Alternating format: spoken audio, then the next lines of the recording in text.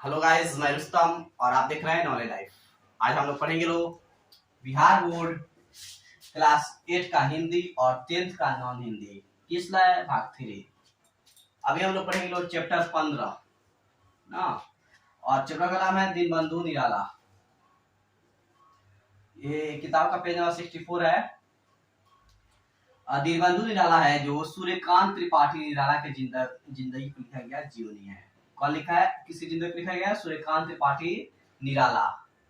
और ये पाठ में, हमारे पाठ्य पुस्तक में एक निबंध है जिसके निबंधकार यानी कि लेखक है आचार्य श्री पूजन सहाय।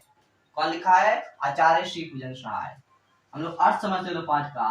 दीन का अर्थ होता है गरीब ना, और बंधु का होता है भाई, यानी कि जो दीन दुखियों की मदद करता है वह दीन बंधु कहलाता है। हम लोग इस पाठ का पहले उद्देश्य पढ़ते हैं। लोग लिखा है, आधुनिक काल के बेहद प्रतिष्ठित कवि सूर्यकांत त्रिपाठी निराला पर लिखी गई यह जीवनी एक संवेदनशील साहित्यकार के सरोकारों और संघर्षों को प्रकट करती है। देखिए, सूर्यकांत त्रिपाठी निराला जो है वह आधुनिक काल के एक प्रतिष्ठित कवि थे। क्या थे? बहुत ही मशहूर कवि थे आधुनिक काल के। और इनके जिंदगी में जो संघर्ष चला है, जो साहित्यकार हुआ है, ये आदमी कैसे थे, इनका व्यक्तित्व कैसा था, इसी के बारे में लिखा गया है। निराला के व्यक्तित्व और जीवन के अनेक अनछुए पहलुओं का उद्घाटन करना पाठ का उद्देश्य है। उनके व्यक्तित्व के बारे में, उनको कैसे रहते थे, उनका चरित्र कैसा था, इसी के बारे में हमें पढ़ना है। और ये जो निबंध है खुद आचार्य श्री पूजन सहाय हमसे सुना रहे हैं। आपको देखा हाल। शुरू करते हैं। लिखा है, महाकवि रहीम के प्रसिद्ध दोहे की यह एक पंक्ति महाकवि निराला पर सटीक बैठती है। जो रहीमुद्दीन ही लख है दीनबंधु सम हुए। यहाँ लिख दिए हैं, जो रहीमुद्दीन ही लख है दीनबंधु सम हुए। यह रहीम का दोहा है और ये दोहा सूर्यकांत त्रिपाठी के जीवन पर सटीक बैठता है। अर्थात जो लोग दीन दुखियों की मदद करता है वह दीनबंधु के समान होता है। निराला सचमुच ही दीनों को ही बराबर रखते थे और इन्हें लगते लगते भी वह भी दीनबंधु के समान हो गए थे। यानी हमेशा गरीब लोगों की मदद करते करते ये गरीब लोगों के भाई हो गए थे। दीनबंधु के समान न हुए होते तो समस्त हिंदी संसार में आज उनकी जैसी लोकप्रियता दिख पड़ती है, वैसी आज किसी साहित्य की नहीं दिख पड़ती है। सर्वत्र उनकी अर्चना बड़ी श्रद्धा से हो रही है। यानी कि सूर्यकांत त्रिपाठी निराला की चर्चा बहुत ही जोर शोर से होती है। जितने भी लोग थे हिंदी साहित्य में, उनसे ज्यादा सम्मान इज्जत इनकी होती है, सबसे ज्यादा प्रसिद्ध है। बड़े बड़े धुरंधर महारथी साहित्य संसार से चले गए, किसी को निराला के समान सार्वजनिक सम्मान नहीं मिला। अपने जीवन काल में ही वह साहित्य अनुरागियों के लिए, यानी साहित्य से प्रेम करने वालों के लिए आकर्षण का केंद्र और श्रद्धा भाजन बने रहे। मृत्यु के बाद भी उनका असादर स्मरण विविध प्रकार से किया जाता रहा है। यह उनके पूर्ण आचरण का ही प्रभाव है। वह इतने अच्छे स्वभाव के थे कि जो लोग साहित्य से प्रेम करते हैं वे लोग इनके पास आते थे साहित्य सीखने के लिए। गरीब लोग आते थे इनसे मदद लेने के लिए। इनको जो सम्मान मिला शायद ही किसी को मिला होगा। पुण्यशील के पास सब विभूतियां आप ही आप आ जाती है। दीनबंधुता से बढ़कर पुण्यशीलता है ही क्या। और दीनबंधु भगवान को संतुष्ट करने का सर्वोत्तम उपाय दीनों का सच्चा बंधु होना ही है। अर्थात गरीब लोगों की मदद करना ही सबसे अच्छा पुण्य है। और जो व्यक्ति पुण्यशील होता है सारे गुण उसके अंदर आ जाते हैं। निराला भी सच्चे अर्थ में दीनबंधु थे। अपनी शक्ति के अनुसार वे जीवन प्रयत्न दीन दुखियों की सेवा सहायता करते रहे।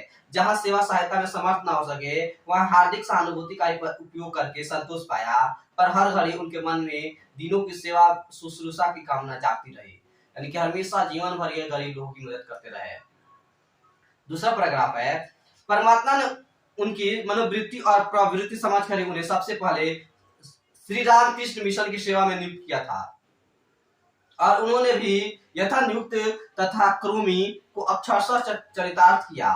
परमहंस जी श्री कृष्ण देव के वेलूर मठ कलकत्ता में प्रतिवर्ष परमहंस जी और स्वामी विवेकानंद की जयंतियों तथा पूरे स्मृतियों तिथियों पर दरिद्र नारायण विधिवत भोजन कराया जाता था। सुनिए लोग, ये श्री राम कृष्ण मिशन से जुड़े हुए थे। किससे जुड़े हुए थे? श्री राम कृष्ण मिशन से, जो कहाँ है? वेलूर मठ कलकत्ता में। और ये परमहंस जी महाराज और स्वामी विवेकानंद की जन्मदिन पर या पूर्ण तिथि यानी मरण दिन पर ये हमेशा भाग लेते थे। है ना।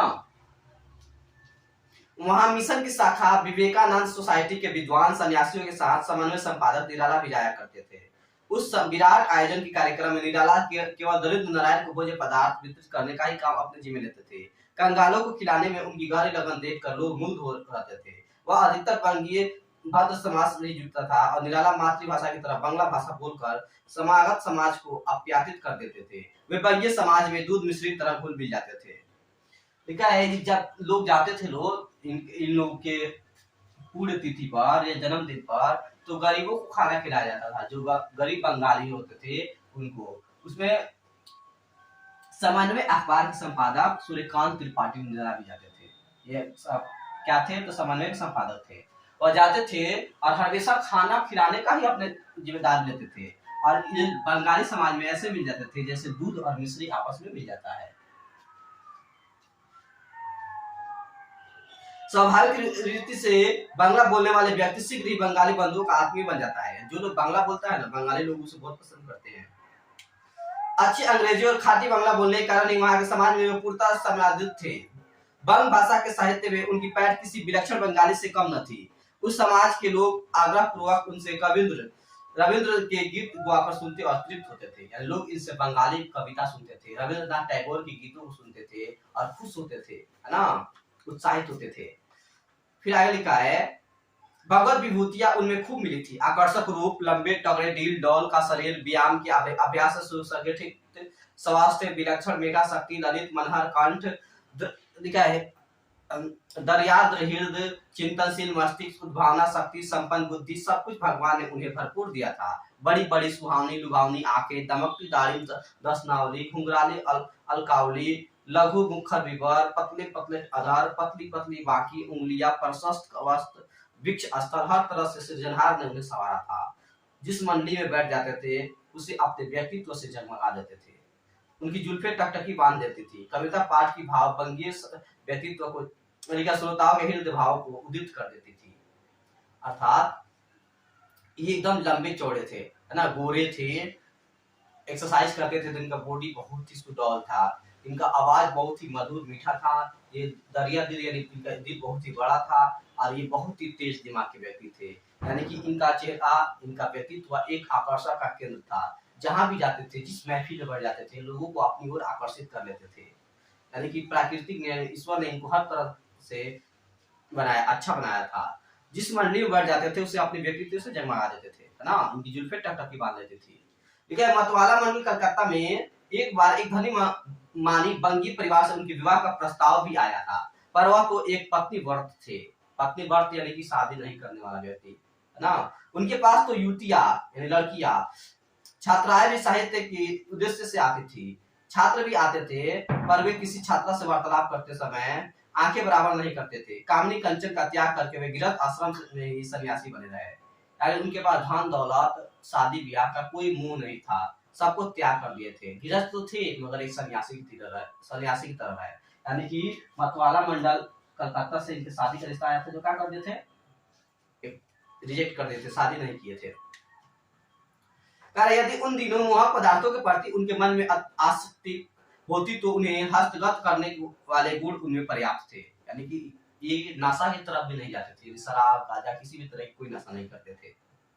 किंतु सांसारिक सुख भोगों की वासनाएं उनकी पत्नी के साथ ही विलीन हो गई। कंचन की कामना कभी उनके भीतर झांकने ना पाए। द्रव्य के लिए उनका कर्तव्य वह क्षेत्र मात्र था, द्रव्य संचय उनका ध्येय कभी रहा ही नहीं। जब शादी ही नहीं करना, पत्नी ही नहीं रहेगी, तो बच्चे नहीं होंगे, तो घर बनाकर क्या करना, पैसा जमा करके क्या करना। इसलिए वह धन द्रव्य किसी को जमा का ऐसा कोई लक्ष्य नहीं रखे। धन उनके पास अत्यधिक सामान अल्प अवधि तक ही टिकने आता था। अगर 1000 आया तो 1500 का चिट्ठा पहले से तैयार है। अभावग्रस्तों के अभाव उनके दिमाग के दायरे में मंडराते थे। भरपेट खाने के लिए तरसने वाले निकौड़ियों से लेकर मेहनत मशक्कत करने वाले मजदूर तक उनकी निगाहों में बसे हुए थे। और जब कभी उनके मन माफिक अर्थ लाभ हो जाता, वह तुरंत इन भुखमरों की ओर दौड़ जाते, जिनके लिखा है लही न मंगल नाही ते नरवर थोड़े जग माही, बंगाली शेर है। उन्हीं थोड़े लोगों में से भी वे एक थे। यानी इनके पास अगर 1000 रुपया मंथली आएगा तो 1500 रुपया का खर्चा रहेगा, क्योंकि जितने भी लोग गरीब रहेंगे उनको ये मदद करते थे। जो लोग कर्ज मांगे तो कर्ज देते थे। अभी कभी भी ज्यादा पैसा आता था तुरंत जाकर के स्टेशन पर ना प्लेटफॉर्म पर, सड़क के किनारे, फुटपाथ पर लोगों की मदद करते थे। मतवाला मंडल में भीख मांगी की समस्या पर और अखबारों में छपे इस विषय के समाचार या लेखों पर जब कभी बातचीत होती थी, यदि निराला वहां उपस्थित रहते, बड़े आवेश में अपने युक्ति युक्त तर्क उपस्थित करते हुए देश में फैली हुई आर्थिक विषमता पर शब्द अस्त्र यानी कि शब्दों का हथियार से संधान करते यानी हमला करते समय उग्रतम साम्यवादी प्रतीत होते थे। यद्यपि हिष्ट पुष्ट भिक्षुओं के प्रति उनकी सहानुभूति भी उन्मुख नहीं थी, तथापि असमर्थ या अपाहिज भिखारियों की दयनीय दशा के लिए वह शासन और समाज को तीव्र आलोचना किया करते थे। यानी कि समाज में जो गरीबी फैला हुआ है, लोग लाचार है, लांगड़े है, लुल्ले है, जिनकी कोई मदद करने वाला नहीं है, इस पर कभी भी बहस होता था, देख लिखा जाता था, तो ये हमेशा ही इन लोगों की मदद करते थे और सरकार को, समाज को इसकी दोषी बनाते थे। लंगड़े, लुल्ले, अंधे, कोढ़ी और निकम्मे दिन बंधु पर ही उनकी दृष्टि हटती थी। फिर तो अपनी वास्तविक परिस्थिति को बिल्कुल भूल जाते थे। कलकत्ता सदृश महानगर की सड़कों की दोनों पटरियों पर वह ढूंढते फिरते कि वस्तुतः कौन बेचारा कैसे दुर्गति में है। उनका अधिकांश अवकाश यानी छुट्टी के दिन दुखियों की दुनिया में ही बीतता था। वह फुटपाथ पर भिखारियों के सिवा बहुतेरे आश्रित गरीब और कुल्ली कबाड़ी भी रात में पड़े रहते थे। उनके लिए बीड़ी, मूढ़ी, भूजा, चन्ना, मूंगफली आदि खरीद कर वितरण करने वाला धन कुबेरों की उस महानगरी में निराला के सिवा कोई दूसरा न मिला, देखा गया। यानी कि जब भी छुट्टी होता था, ये कुछ पैसे जमा करते थे, जाकर के कलकत्ता में स्टेशन पर, प्लेटफॉर्म पर, है ना, पटरी के किनारे, सड़क पे, फुटपाथ पे लोगों को मदद करते थे, गरीबों की मदद करते थे, खाना देते थे, पूजा देते थे, बीड़ी सिगरेट देते थे, खाने देते थे उन लोगों के लिए। बड़े बड़े सेठ घनघोर रात में भी उन पटरियों पर से गुजरे थे, पर कहीं कहीं दो चार पैसे फेंकने वाले भले ही दिख जाए, निराला की तरह उन दिनों से आत्मीयता स्थापित करने वाला ढूंढने से भी नहीं मिल सकते थे। उस महानगर में नाना प्रकार यानी अनेक प्रकार के मनोरंजन के साधन थे। क्या वह उन्हें उपलब्ध कराने के लिए निराला को पैसों की कमी थी? किंतु उनका मनोरंजन तो दिन दुखियों को सुख पहुंचाने से ही होता था। कोई मित्र उन्हें सिनेमा थिएटर भले ही ले जाए, उनके पैसे तो भूखे गरीबों की सेवा में ही लगने पर अपने साथ करता समझते थे। अरे कलकत्ता बहुत बड़ा शहर है, वहाँ पे मौज मस्ती करने का, मूवी देखने का बहुत सारे साधन था, परंतु दिनबंधु निराला ऐसा कुछ भी नहीं करते थे। इनके दोस्त मूवी थिएटर ले जाते थे तो जाते थे देखने के लिए, लेकिन टिकट का पैसा इनके दोस्त देते थे। ये अपने पैसे को गरीबों में दान कर देते थे, गरीबों की मदद करते थे। निराला केवल शहरों या बाजारों और स्टेशनों के अंदर मिलने वाले दीन जनों पर ही अब ध्यान नहीं देते थे, अपने गांव और पड़ोस के गरीब गृहस्थों की सहायता का भी ध्यान रखते थे। उनके गांव और जिले के भी कई आदमी उनकी उदारता या दानशीलता की कहानी सुनकर उनके पास आधा रखते थे। अतिथि भी उनके विचित्र भांति के होते थे। परिचितों और कुटुंबियों के अतिरिक्त ऐसे लोग भी कलकत्ता तक दौड़ लगाकर उनका पीछा करते थे, जो उनसे किसी न किसी प्रकार का लगाव जोड़कर उनसे उनके शील सौजन्य से लाभ ऐंठ लेते थे। भोजन के सिवा कपड़े जूते की मांग तो होती ही थी, चलते समय राह खर्च की फरमाइश भी होती थी, है ना। आचार्य शिवभोजन सहाय कह रहे हैं कि दिनबंधु निराला इतने अच्छे थे कि गांव के लोगों की भी मदद करते थे। ये उत्तर प्रदेश के रहने वाले थे, है ना, प्रयाग और लखनऊ में रहते थे। गांव के लोग भी कलकत्ता चले जाते थे मदद मांगने के लिए। कोई इनका रिश्तेदार नहीं होता था, उसके बावजूद भी जाता था और दूर से रिश्ता जोड़ता कि आपके दोस्त के, चाचा के ऐसे वैसे भाई हैं, ये है, पैसे जरूरत है, झूठ बोल करके पैसा ले लेता था लोग, अरे दे देते थे। ज्यादा था तो इनके रूप में रहता था लोग, खाता था लोग, कपड़े भी खरीदवाता था लोग, जूता भी खरीदवाता था लोग, और आते समय ट्रेन के टिकट का भाड़ा भी लेता था लोग। देखने वाले को भले यह नागवार मालूम होता हो, पर निराला की शक्ति भंग नहीं होती थी। उनकी शांति तो तभी भंग होती थी जब किसी जरूरतमंद की मदद नहीं कर सकते थे। नहीं, ये सब देखकर भी वह उकताते नहीं थे, बल्कि मदद करते थे। कब वह उकताते थे? जब किसी की मदद नहीं कर पाते थे तब। दूसरों के अभाव को अपने ऊपर ओढ़ लेने से भी उनके शांत गंभीर हृदय कभी विचलित नहीं होता देखा गया। अगर कोई कहता भी था तो आप इतना खतरा क्यों पालते हैं, ऐसे पर मुंडे को फलाहार करने वालों को टरकाया कीजिए। कोई कहता था कि सब झूठ बोल के आपसे पैसा ले रहे हैं, इनको भगा दीजिए, तो ये कुछ भी नहीं बोलते थे, तो मुस्कुरा कर ही रह जाते थे। उनको भला सीख कौन दे सकता था? वह तो स्वयं ही नीति और धर्म के मर्म ज्ञानी थे, व्यक्ति थे, ये सब कुछ जानते थे। लिखा है, यह विशेषता निराला में ही देखी गई कि अपनी आवश्यकताओं को भूलकर दूसरों की आवश्यकताओं को दूर करने के लिए परेशानियों और कठिनाइयां झेलने में अधीर नहीं होते थे। उन्हें अपने खाने पीने या कपड़े लत्तों की कभी चिंता ही नहीं हुई। अच्छा कपड़ा जूता भी कुछ ही दिनों तक उनके पास टिकता था। तोशक रजाई तक को किसी को दे डालने में तनिक हिचक न होती थी। उनके पास पूंजी न रह पाती थी और न ही कभी कपड़े या रुपए पैसे रखने के लिए ट्रंक या बक्सा ही खरीदा। यानी कि हमेशा लोग ही मदद करते थे, अपने नए जूते कपड़े भी दान कर देते थे, ठंडी में तोशक रजाई कंबल भी दान कर देते थे। वह कभी भी ताला पूंजी है ना, पेटी वगैरह खरीदे नहीं पैसा जमा करने के लिए, कपड़ा खरीदने के लिए, रखने के लिए। गद्दे या लिहाफ की परवाह ना करके जैसे तैसे सो रहे, तोशक में खोल लगा है कि नहीं, तकिया में खोल लगा है, इसकी कोई परवाह नहीं, बस बिछौना सोने के लिए है, लेकर के सो जाते थे। उतने ही से आराम से दिन गुजार लिए। सुंदर पलंग या शानदार कुर्सी मेज की कभी कल्पना ही नहीं की, कामना ही नहीं की। जिस कमरे में रहना है उसकी सजावट का भी सपना नहीं देखा। यद्यपि उन्होंने मतवाला संपादक के अविरल स्नेह के प्रसाद स्वरूप अच्छे से अच्छे कपड़े और तेल फुलेल तथा खान पान का सुख अच्छी तरह भोग लिया।